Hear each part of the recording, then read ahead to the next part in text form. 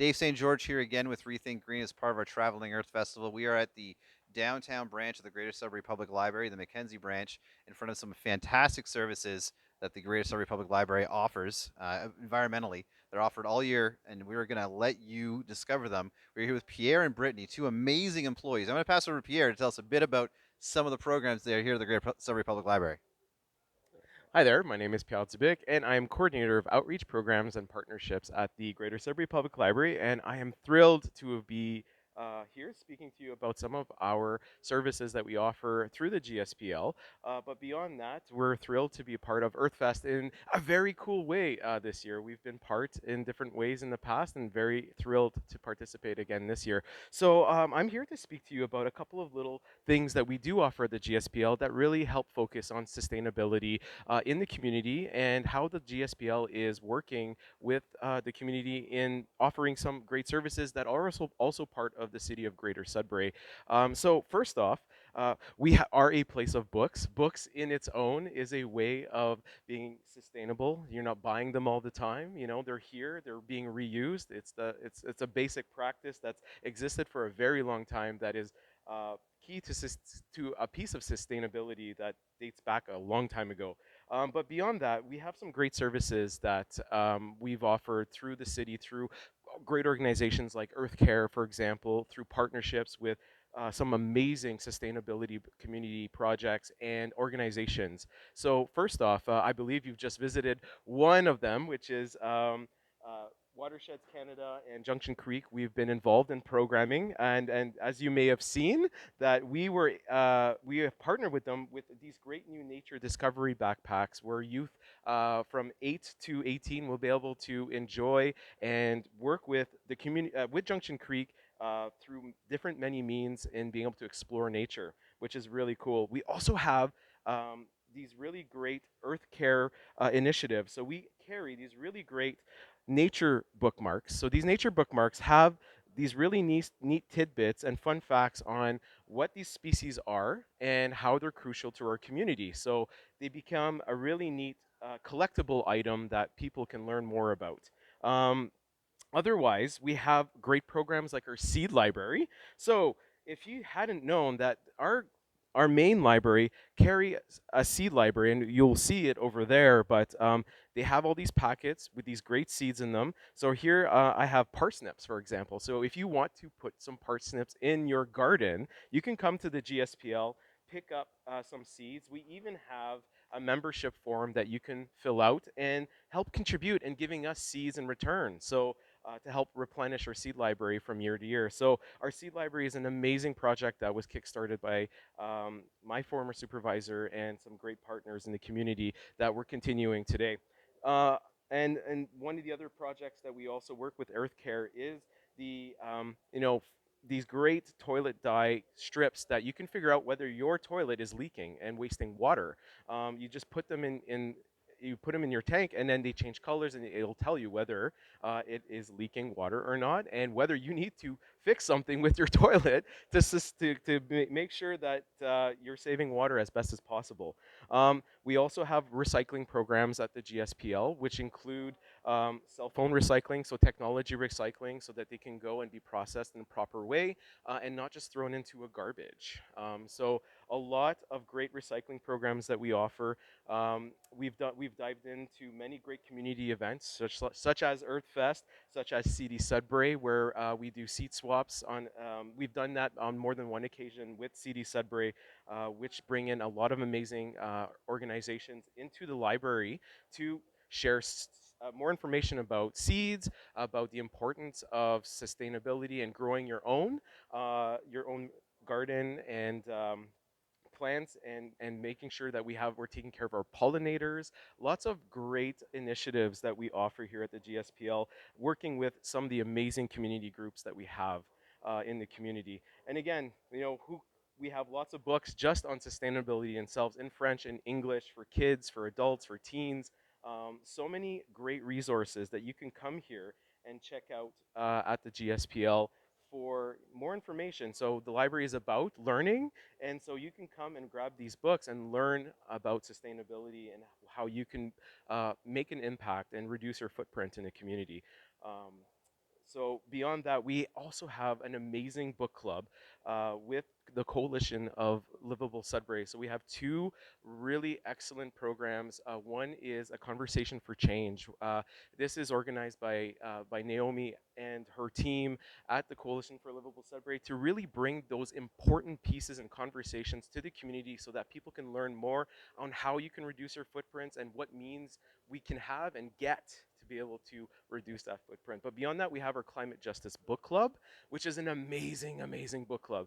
It's one that really gets you thinking. You read great books to really dive into things you never knew before and how it's important to get those conversations going. So the great thing about this book club is that you have people with different knowledge on the subjects and some who don't, and that gets shared, and that is one of the key pieces and an important piece of the library to be able to share that information and really rely on the leaders in their community, such as the Coalition for Livable Sudbury, who do amazing work to share that information.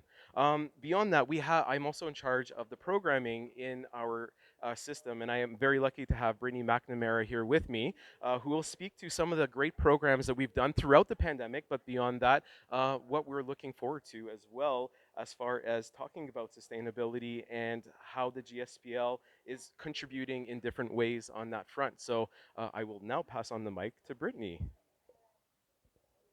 Wonderful, thank you. I am Brittany. I'm a community programmer, and I'm here today to talk to you about how programming has kind of made this giant shift in the last couple of years of making sure that our programming becomes sustainable. Um, Paper crafts and stuff like that are all well and great. They're fun and they have their own merit, but we wanted to kind of start thinking of programming in terms of sustainability, and so we were really fortunate during the pandemic to be able to partner with community leaders in order to create these kind of programs that center around sustainability. One of those you could see is going on right here. It's very apropos on topic. It is a no-sew face mask tutorial. But beyond that, we had a bunch of really wonderful programs that came out of our waste reduction kind of week and eco-friendly kind of crafts that we wanted to do that enabled us to be following some of the pillars that programming wants to strive for. And one of those is sustainability. We love when kids come in and they can create something kind of substantial that doesn't harm the environment and that they can take home with them and enjoy for years upon years, or learning something new. Um, Earlier, one of the videos that was playing, for example, was showcasing how to mend your own socks, how to create your own mittens out of old sweaters that are not good anymore, that might have a hole. Different kind of ideas like that, sewing on your own buttons. Unfortunately, we live in a society that kind of banks on things not working anymore. And so here at the library, we wanted to be able to teach people how to do those things. We've introduced programs like the Repair Cafe in order to have people who do have the knowledge about these different things: repairing watches, repairing appliances, repairing sweaters, knitting, trying to do all of those things and teach within the community. Because we think a big thing within sustainability is teaching others those kind of wonderful little things in life that we take for granted, like being able to sew or being able to fix a pair of socks instead of just throwing them in the garbage. But yeah, we decided to kind of, you can see Katie here decorating in making these wonderful kind of programs that we did offer. One of the big things that we like to do here actually is create our own paper when we are using our crafts for paper.